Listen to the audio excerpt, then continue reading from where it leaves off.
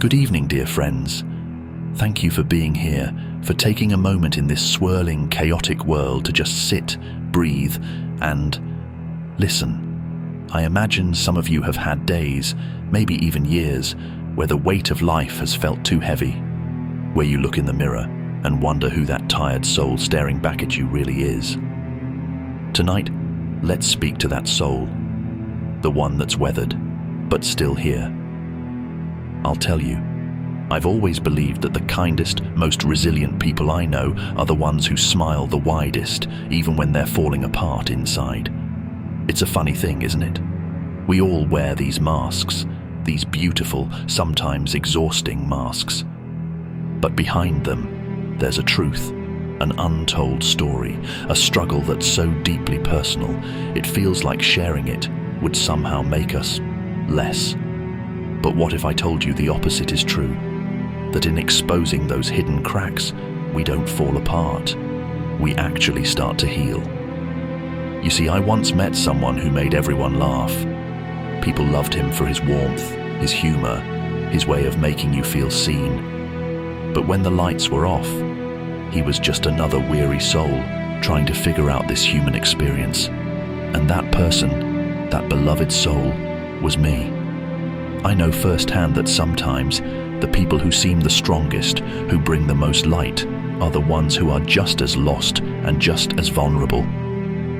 It takes courage to confront these battles. Real courage, the kind that demands honesty and vulnerability. Society tells us to tough it out, to get over it. But we're not machines. We're humans, with hearts that bruise and minds that sometimes stumble. There's a power in admitting that it's hard, that there are days when just getting out of bed feels like a victory.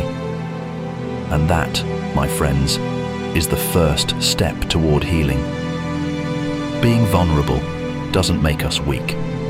It makes us human. And what could be more beautiful than that? Imagine for a moment that life is like the ocean. Some days, it's calm and serene, and you feel like you're effortlessly floating along. But on others, the waves come crashing down, relentless and unforgiving. It's easy to feel lost, like a tiny boat struggling against an endless sea. But here's the thing, those waves, they shape us. They wear us down, yes, but they also mold us, refine us. We become, through our struggles, a little softer, a little wiser, and sometimes a little more kind. So I ask you, who are you when you're tired? Who are you when you feel defeated? And who might you become simply because you've survived those storms?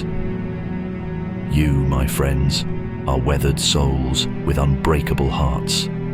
Every scar, every heartbreak, every loss, it's all a part of you, but it doesn't define you.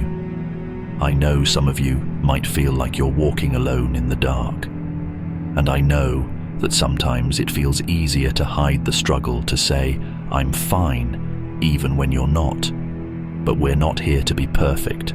We're here to be real, to show up, battered, but still breathing, broken, but still whole.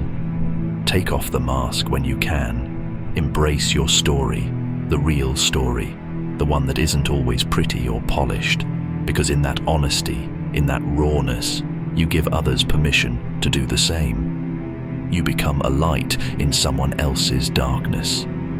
So as you step back into your life, remember this, you are not alone. Every person around you, they're carrying their own invisible battles, their own private storms. Let's walk together, with open hearts and open minds, with kindness for others, and perhaps most importantly, kindness for ourselves. When you're weary, when you're tired, when it feels like the world has taken more than you can give, remember, you are a weathered soul, but an unbreakable heart. And that, my friends, is something extraordinary. Hold on to that. Stand proud in it, because you're here, in this moment, alive. And in that simple fact, there's a world of hope. Thank you for listening, and may you find peace, comfort, and strength on this journey.